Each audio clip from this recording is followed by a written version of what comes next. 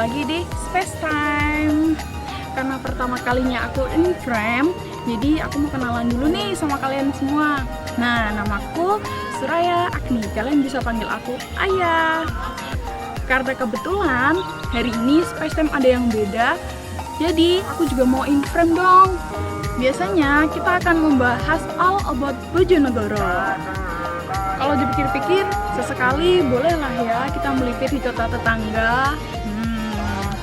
Yups, hari ini kita ada di Ngawi. Mau tahu apa aja yang bakal kita bahas di sini?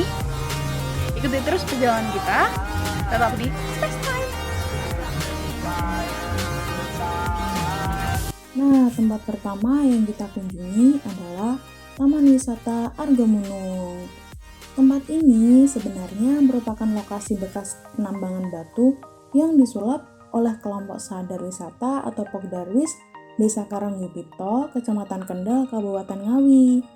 Resmian Argomulung memang sudah cukup lama teman-teman, dilakukan Bupati Ngawi pada tanggal 12 Desember 2017. Insinyur Budi Sulistiono meresmikan kebun wisata Desa Karanggupito ini dibarengkan dengan agenda Festival Durian Desa Karanggupito dan juga Bupati Award 2017. Sobat Timers yang rindu piknik atau sekadar ingin menghibur diri, tempat ini cukup recommended loh untuk semua kalangan. Mulai dari tiket masuk murah yang dikenakan untuk parkir saja, taman bermain untuk anak-anak, kolam renang, spot foto yang indah, tempat ibadah, toilet, juga kantin yang harganya cukup terjangkau. Penasaran kan? Makanya segera catat jadwal piknikmu ya. Tapi jangan lupa patuhi protokol dengan gunakan masker dan tetap jaga jarak.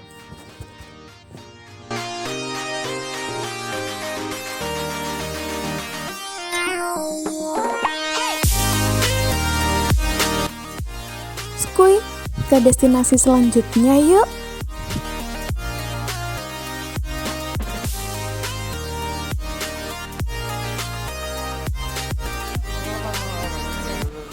Halo Sobat Timers, balik lagi di Lingkar Sejarah Space Time. Nah, kalian percaya nggak sih di setiap tempat itu pasti memiliki sejarahnya masing-masing? Dan kemarin kita sudah sempat membahas beberapa sejarah yang ada di Bojonegoro. Sekarang gantian nih, kita akan membahas sedikit tentang sejarah yang ada di kota tetangga Ngawi. Yuk, simak cerita kita.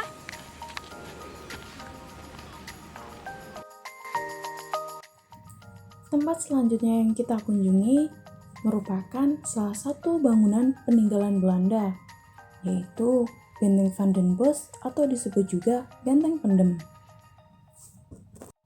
Disebut Benteng Pendem karena dulu bangunan ini sengaja dibuat lebih rendah dari tanah sekitar dengan dikelilingi oleh tanah tinggi sehingga terlihat dari luar itu terpendam. Tanah tinggi tersebut juga memiliki fungsi loh. Selain untuk menghalau lawan, juga berfungsi sebagai tanggul untuk luapan air Bengawan Solo. Oh iya, untuk bisa ke sini cukup mudah loh. Apalagi lokasinya yang strategis karena berada di sudut pertemuan Sungai Bengawan Solo dan Sungai Madiun dan hanya berjarak sekitar 1 km saja dari pusat pemerintahan Ngawi. Tepatnya di Jalan Untung Suropati, Desa Palem, Kecamatan Ngawi, Kabupaten Ngawi.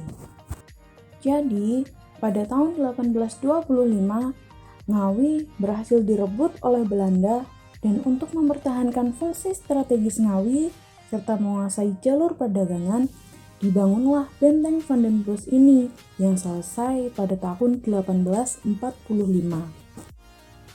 Benteng ini sendiri memiliki banyak ruang, seperti Kolosium di Roma, asrama tentara yang terletak di lantai 2, serta bangunan bawah tanah yang digunakan sebagai penjara untuk tahanan penduduk lokal yang memberontak kepada Belanda.